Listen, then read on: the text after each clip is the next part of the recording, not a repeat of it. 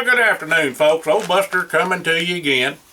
We got a special edition by special request of Big Boy Billy Cain Bailey. He says, "You never tell any stories about me. Would you please tell a story about me?" Well, we gonna tell a little about him, but there's a lot more. You know, he's in a lot of these stories. He's always into something because he's about the worst trickster you ever seen other than Walter. Anyway, Big Boy Billy Cain Bailey. Well, the boys here at Little Rock are calling. Miss Wilhelm was taking all the high school for a field trip to Little Rock. Of course, the high school's the seniors and the juniors, the sophomores and the freshmen. And they was all looking forward to the trip and all the sights in the capital city. Well, the bus got them all into MacArthur Park right after breakfast, and Miss Wilhelm and a teacher representing each class took them to see all the exhibits. Well, all the young'uns got a brochure telling them all about MacArthur Park. Now, folks, y'all ain't never been to Little Rock or been to MacArthur Park or the Arkansas Arts Museum or any of these other ones, of course, down there on the Rivers District now. It's got all this about it in the story and the pictures of it, but you have to write Buster and the boys at yahoo.com for you to get all that. Reading this story, I can't get it all in there to you. But we'll move on from there. Well, after all the group of classes was took to the Arkansas Arts Museum, they seen a play there in the auditorium they put up for them. And there was a picnic lunch on the ground, and that was real nice as it was right pretty and sun shining bright and a cool breeze off of that lake there. Well, there was a couple of gals that took a hankering to some of the boys, but especially Big Boy Billy Cain Bailey. Now, Billy Cain, like I say, was a trickster. He's worse than Walter. And he's right good friends with Buster and the boys. And he run up to Buster and hollered out for him to help him. Buster said, "What's he done got himself into now? Who knows?" You see, Billy Cain was sporting a gal in the freshman, sophomore, and junior class, and they was a-looking for him to have their picnic on the ground with him. Well, he was in a pickle for sure, I tell you. He was bound to have his and Hade's skunt and ears peeled back and hair pulled out if he didn't figure a way out of this here mess he got himself into. Well, as luck would have it, boy, they were lucky this time. All the gals in the classes, they went to having a quilting and cooking class in another building when dinner was over with. And then the boys were getting some farming tips along with some new instruction on the laws of the limits of seasons and so forth and whatnot in another building from the game and fish. Well, the boys got out early, so they just skedaddled out from there real quick like and went on back to the house where General MacArthur was born. The boys was a palavering all about Billy Cain hiding out from the gals when he see two of them come across the park. Well, Billy Cain spied a mite of an opening near about the back steps of the museum, and of course the museum and the house is all the same thing, and went to weaseling his way in the opening. About that time, them two gals come up and asked if they'd seen Billy Cain. Well, the boys wasn't gonna tell no lies. Now they don't lie no tales, you know. But Buster told him he didn't rightly know exactly where Billy Cain was, and that wasn't no lie. And those gals said, "Well, thank you, but if you boys see Billy Cain, you tell him we needin' to have words with him." Woo-wee, them gals had smoke coming out of their ears, I tell you. Well, Buster hollered under the back steps and told Billy Cain the gals were gone and come on out of there. Well, Billy Cain hollered back and said he was stuck and he needed some help getting out. Well, now Billy Cain was a bit of a whippersnapper, little old bitty feller. He was smaller than Jesse Darrell. Of course, he got to be a big one now, weight-wise about like Buster, but not near as tall, you know. But anyway, back then, and the only one near about his side was Jesse, like I say. Well, Jesse hollered he'd crawl in there and help him get on out and to hang on till he got there. Well, Jesse wiggled his way through the opening and finally got to Billy Cain. Well, Billy Cain told Jesse to look what he done found. Well, Billy Cain found a American flag back from 1836 when Arkansas got to statehood. He also found a little cigar box with all manner of doodads and trinkets and whatnot in it with the initial DM.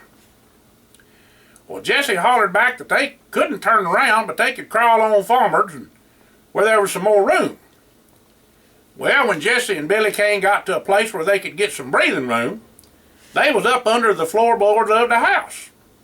Well, it seemed like it was a trap door where a feller could get underneath the house, but it weren't a big one now. Well, Jesse said he could see a latch, but they couldn't move it at all.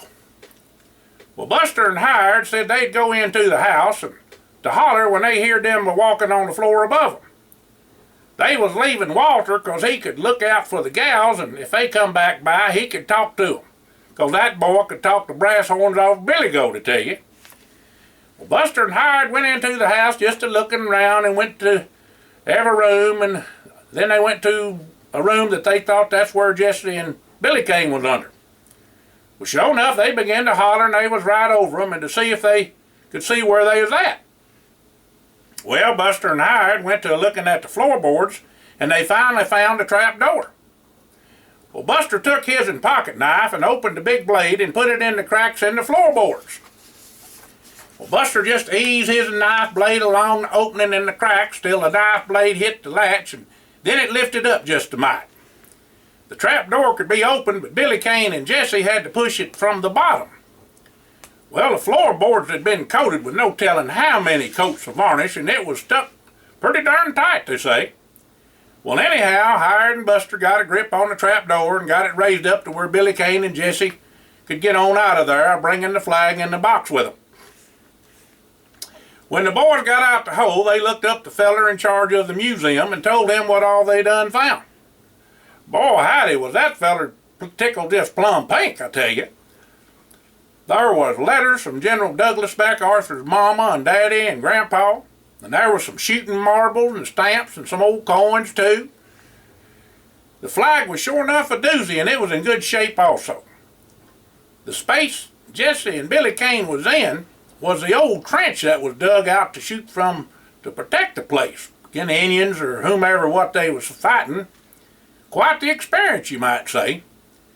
Well, the boys took off to find something to eat. You know, Buster, he's always hungry, whilst Billy Cain slipped away whilst dodging them gals.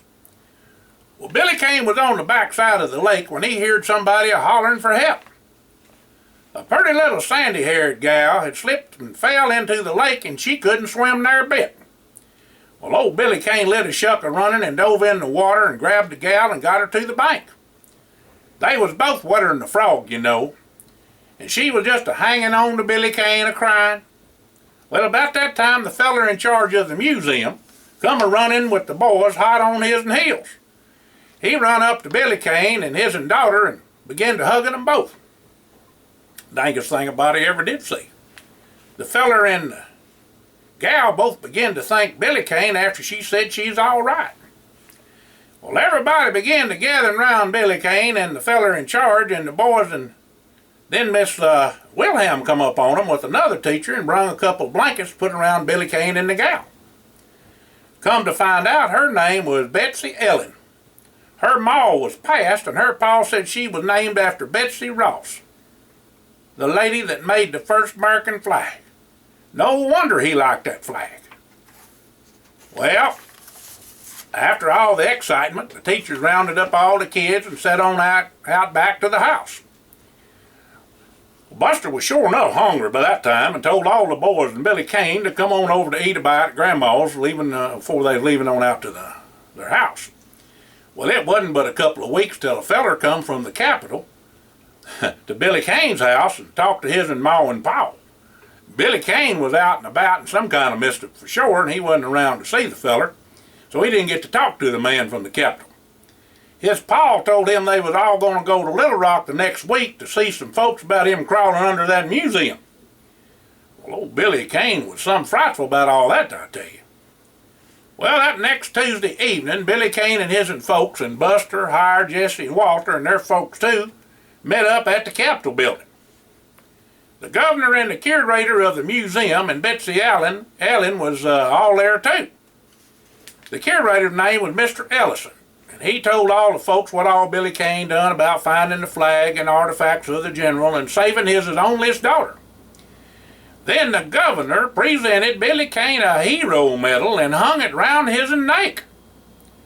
Well, Mr. Ellison, the curator, also gave Billy Cain a proclamation from the museum and said the items and the flag will have his name under them as a person that donated them to the museum. Well, Buster and Jesse and Howard and Walter also got their names put up there as helping with it too, finding the flag and the artifacts. The governor gave each of the boys an award for being outstanding citizens of the state.